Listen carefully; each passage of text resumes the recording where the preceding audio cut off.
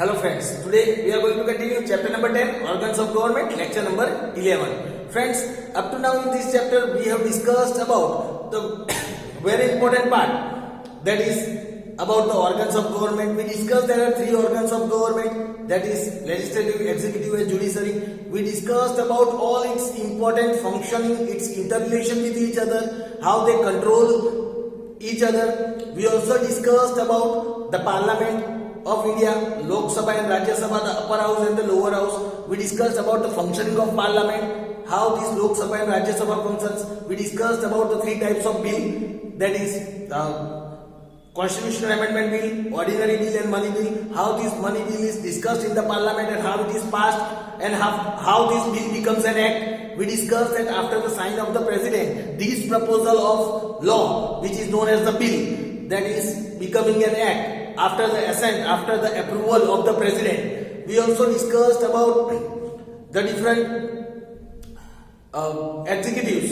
In our previous lecture, we discussed about the executive organ, that is the political executive and administrative executive in detail. We also discussed about the president of India. We discussed about that how the president of India is elected, what is its term, and in today's lecture, friends, we are going to discuss about the power and the functions of the president. Let us discuss about the powers and functions of president. Let us discuss about the powers and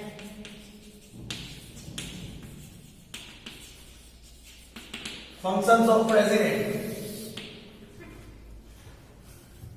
Let us discuss about the first power, that is the executive power. First, let us discuss about the executive power.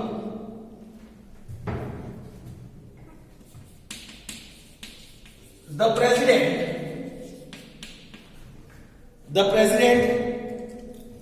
appoints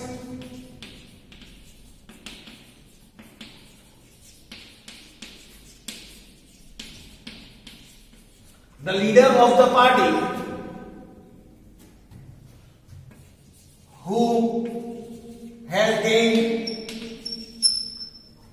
gained majority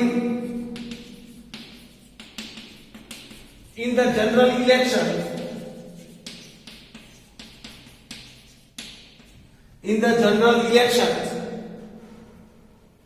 as the prime minister. Here it says the president appoints the leader of the party who has gained majority in the election as the prime minister. That means the prime minister is appointed by the president. Then, as per the suggestion of Prime Minister, he appoints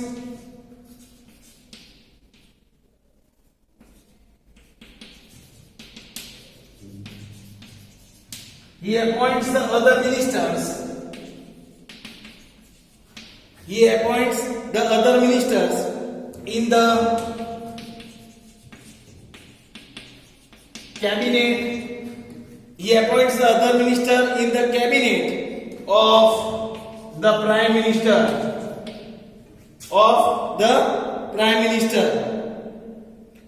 The president can dissolve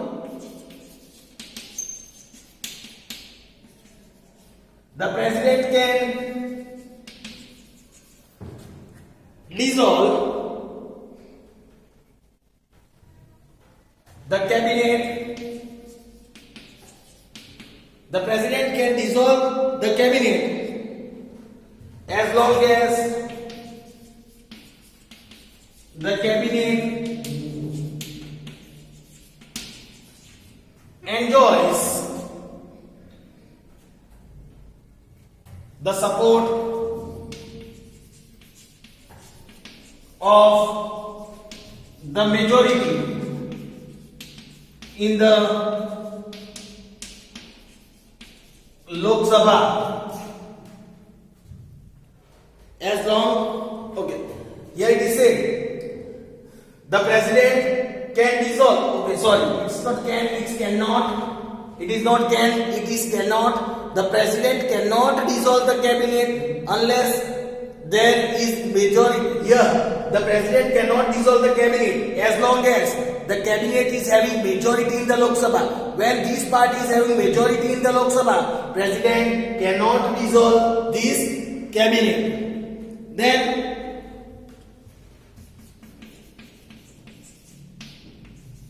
he administers the oath.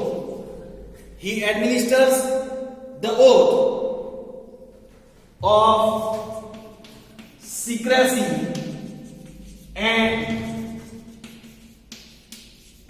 distributes the portfolios to the ministers and distributes the portfolios to the minister.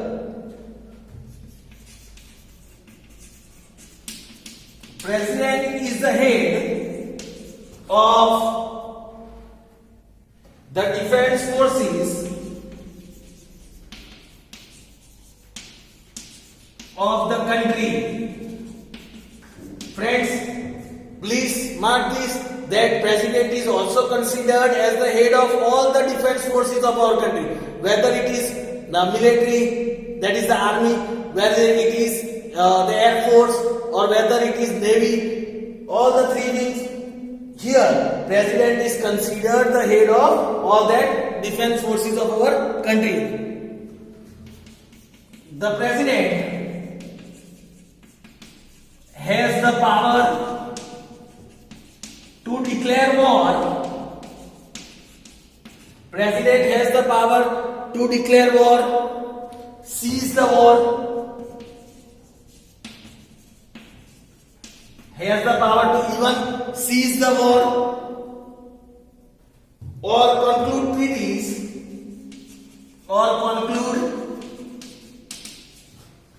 treaties with other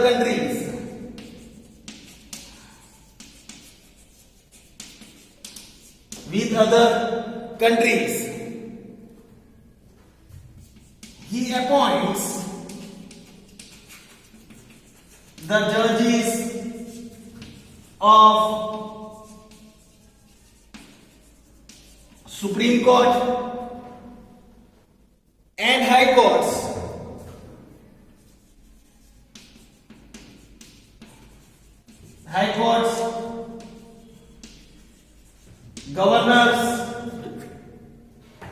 Governors, then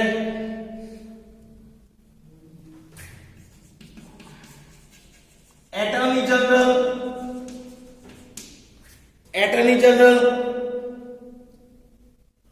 Comptroller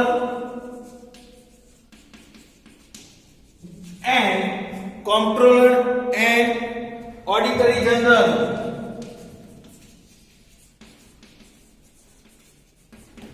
These all people are appointed by the president. He appoints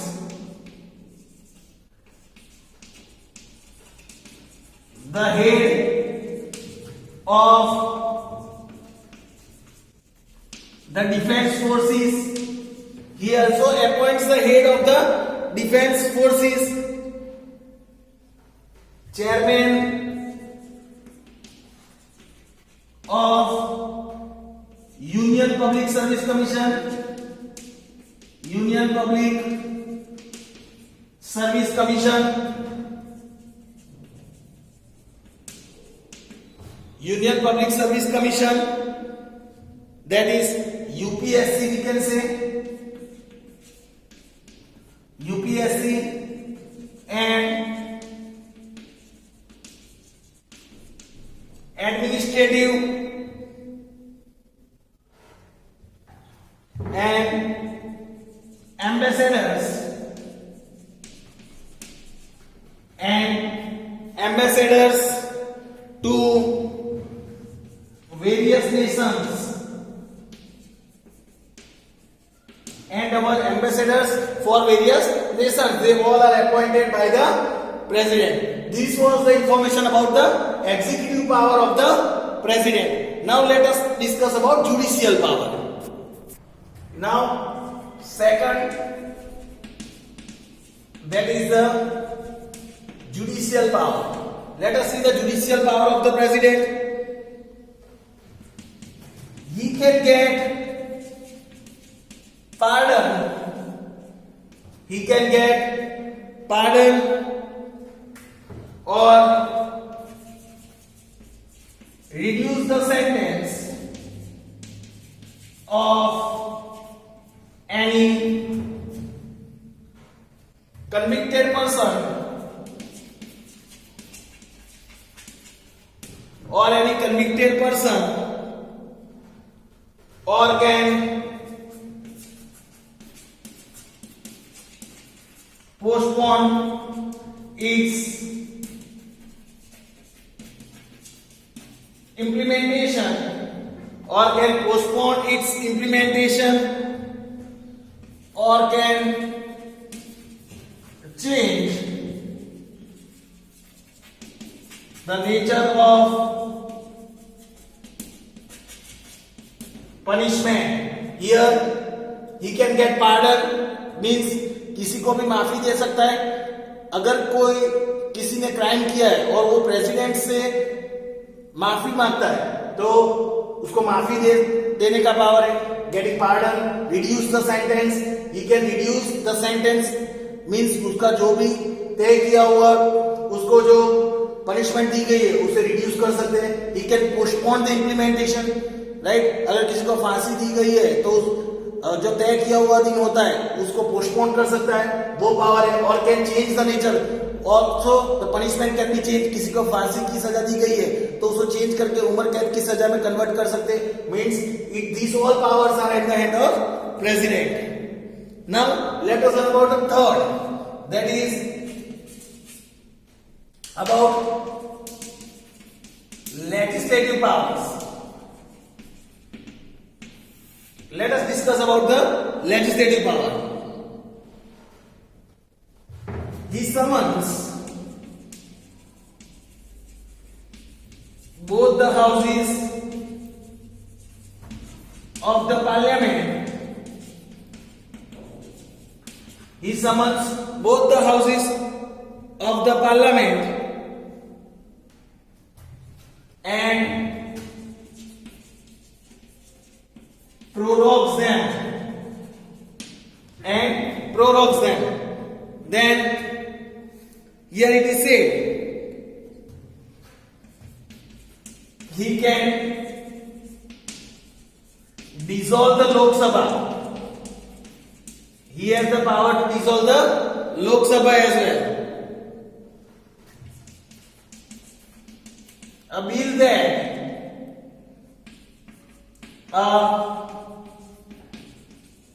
parliament has passed, a bill that a parliament has passed can become law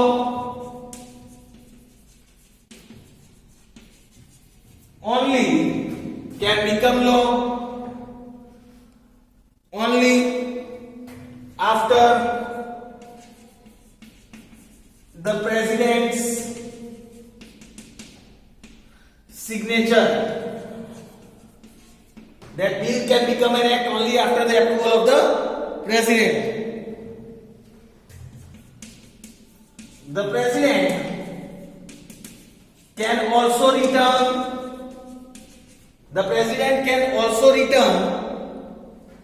the ordinary bill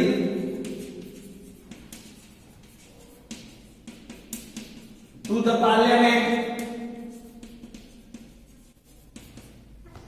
parliament for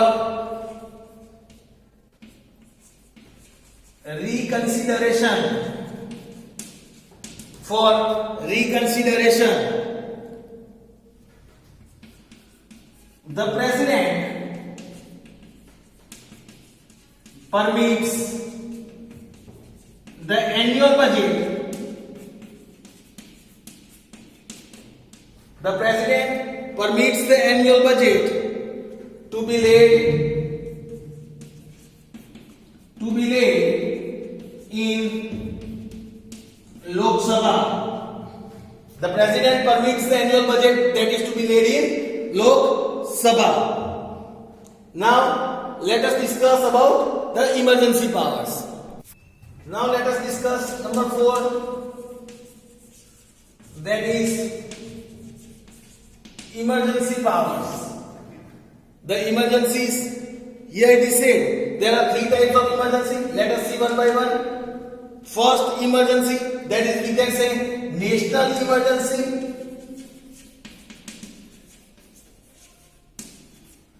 First is national emergency. Here it is said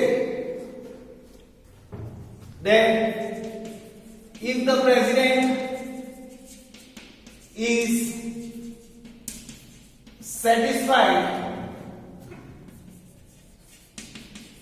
that the security of India or any part, security of India or any part of its territories,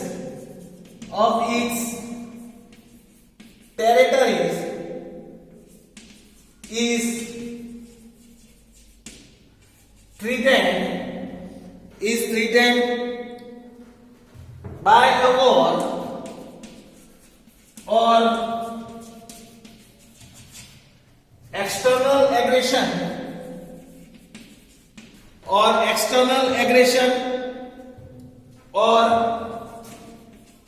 armed rebellion, he can declare a state of emergency.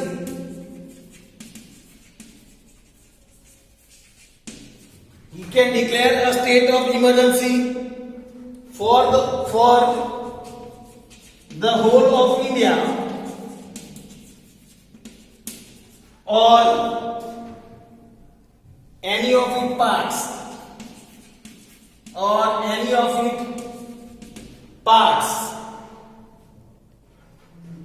The declaration of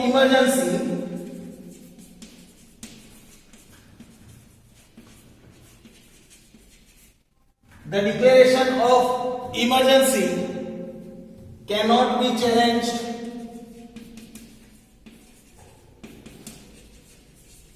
in courts. It cannot be challenged in courts. Second is constitutional emergency.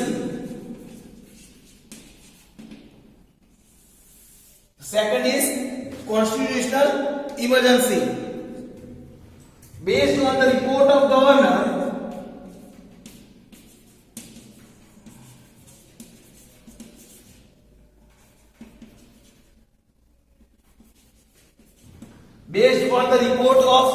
governor,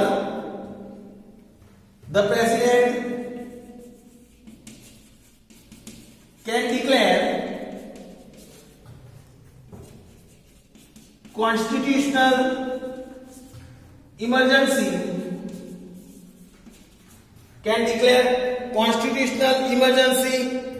in that state.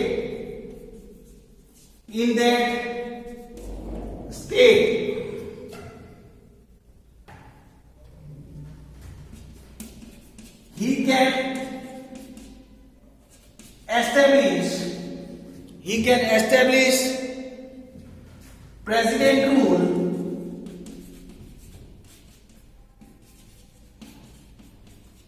by dissolving the state cabinet ministry. By dissolving the state cabinet ministry, he can declare the president rule in that state. Now let us learn about about the third financial emergency. Now third emergency, that is about financial emergency. Let us see what is financial emergency. In case of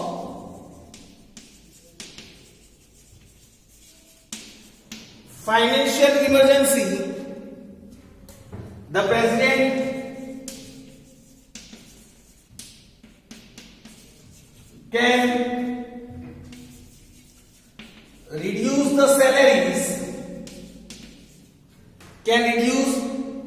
the salaries, of all government officials, including judges of Supreme Court, including the judges of Supreme Court and the High Court.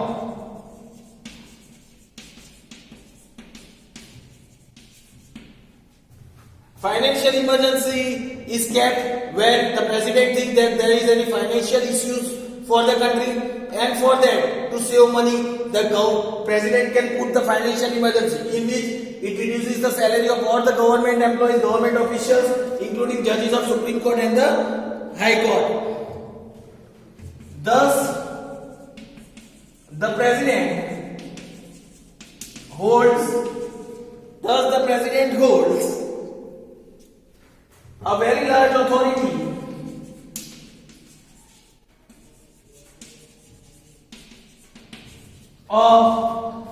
large authority of executive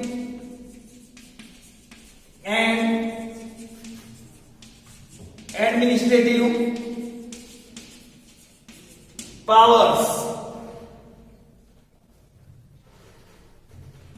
Though the president has vast executive and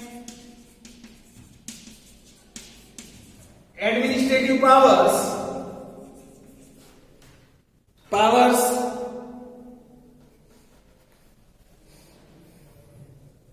and though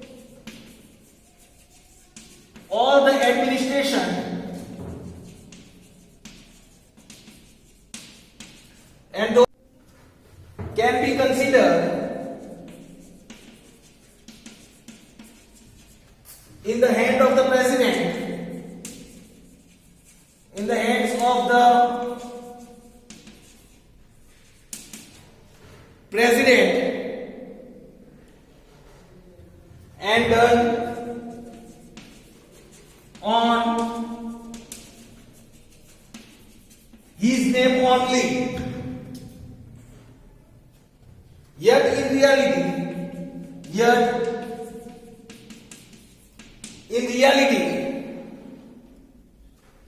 the Prime Minister and the Council of Ministers, yet in reality, the Prime Minister and the Council of Ministers enjoys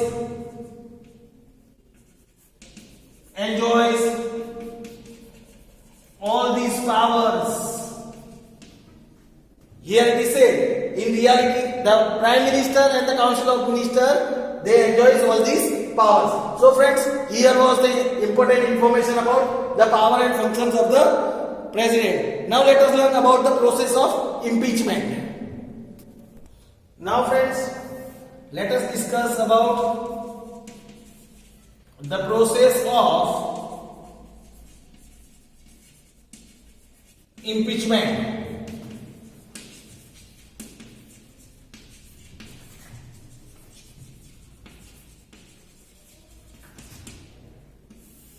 Let us discuss about the process of impeachment.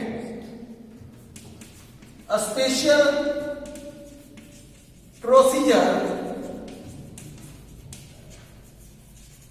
through which a special procedure through which the president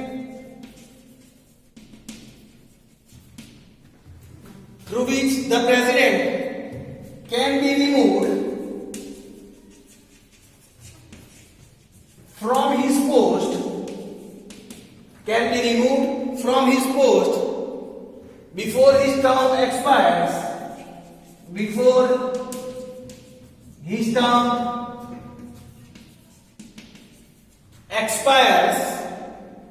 is known as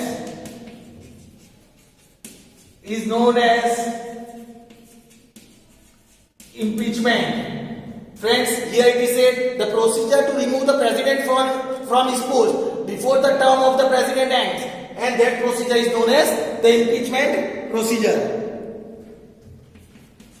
A president can be impeached for violation of the Constitution. He can be impeached for the violation of the Constitution. The process of removal of the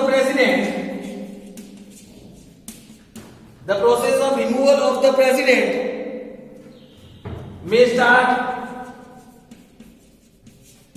in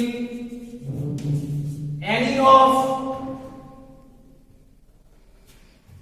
the two houses of the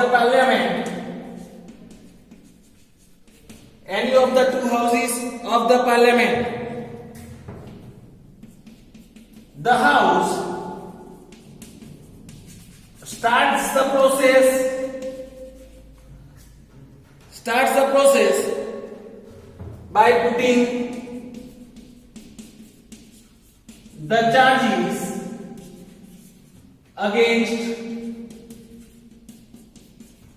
the president. A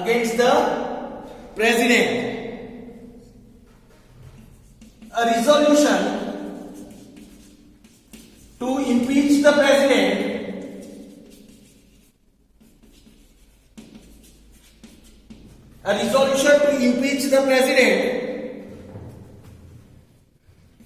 has to be passed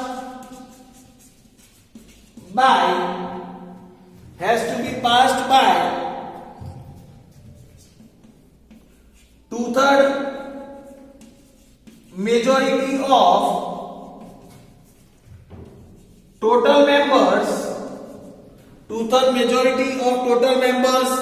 of the house.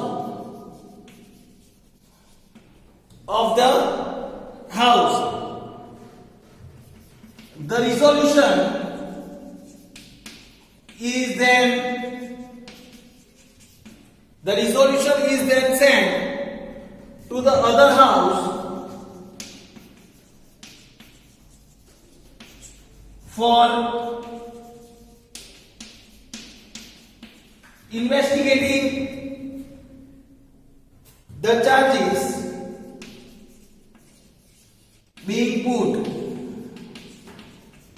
It is sent to the other house. If the second house also approves the charges,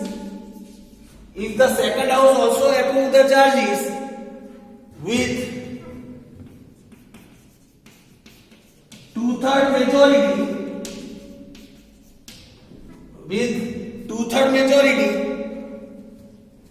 the president is removed from the office, or we can say that from its post. During the process of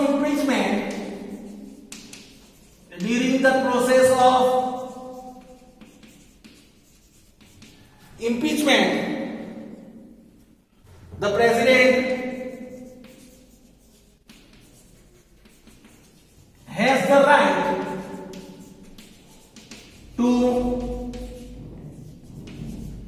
defend himself. During the process of impeachment, the president has the right to defend himself as well. So this is the whole procedure. How the president is removed from his post, which is known as impeachment process. Hope so you have understood both the topics today, that is powers and functions of president and the process of impeachment. We will discuss about the other topic of this chapter in our next lecture. Thank you friends.